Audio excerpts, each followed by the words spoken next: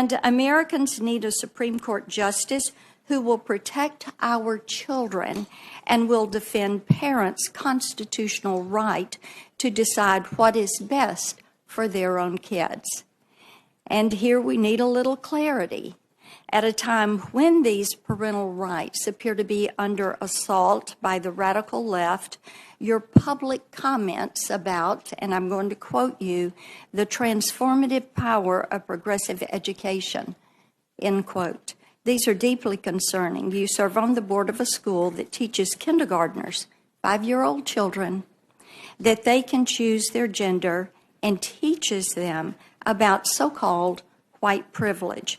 This school has hosted an organization called Woke Kindergarten and pushes an anti-racist education program for white families. Your public endorsement of this type progressive indoctrination of our children causes one great concern when it comes to how you may rule on cases involving parental rights. Parents also know that it's only a matter of time before we have the next pandemic, and they're concerned about more mask mandates or lockdowns from unelected bureaucrats that would harm their children's mental health and stunt their development. The American people want a Supreme Court justice who will protect their families' freedoms, not allow government overreach into private family decisions. Now, moms that I'm speaking with raise the issue of crime, and you've consistently called for greater freedom for hardened criminals. At the start of the COVID-19 pandemic, you advocated, and again I quote, for each and every criminal defendant in the D.C.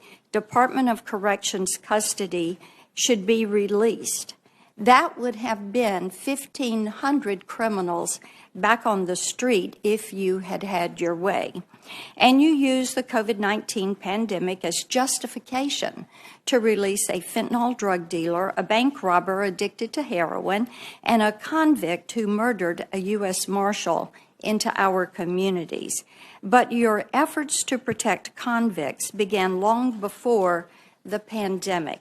You used your time and talent not to serve our nation's veterans or other vulnerable groups, but to provide free legal services to help terrorists get out of Gitmo and go back to the fight. You also have a consistent pattern of giving child porn offenders lighter sentences. On average, you sentence child porn defendants to over 5 years below the minimum sentence recommended by the sentencing guidelines. And you have stated publicly that it is a mistake to assume that child pornography offenders are pedophiles.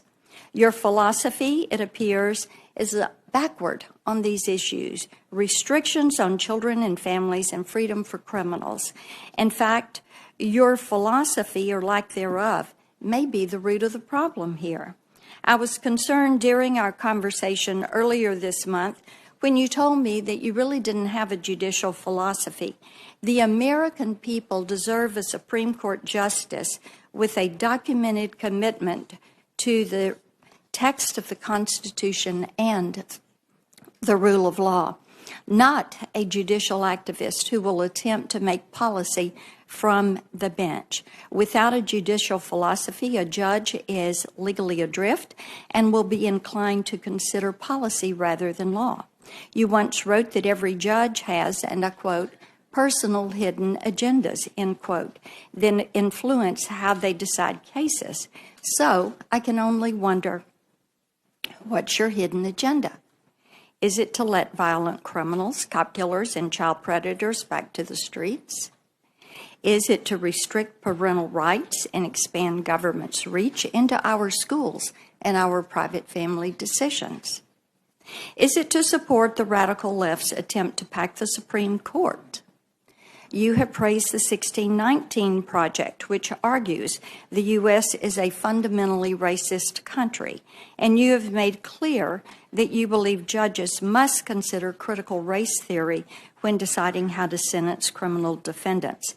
Is it your personal hidden agenda to incorporate critical race theory into our legal system? These are answers that the American people need to know. So we are going to look at past statements and decisions and seek clarification from this committee before we make our decisions.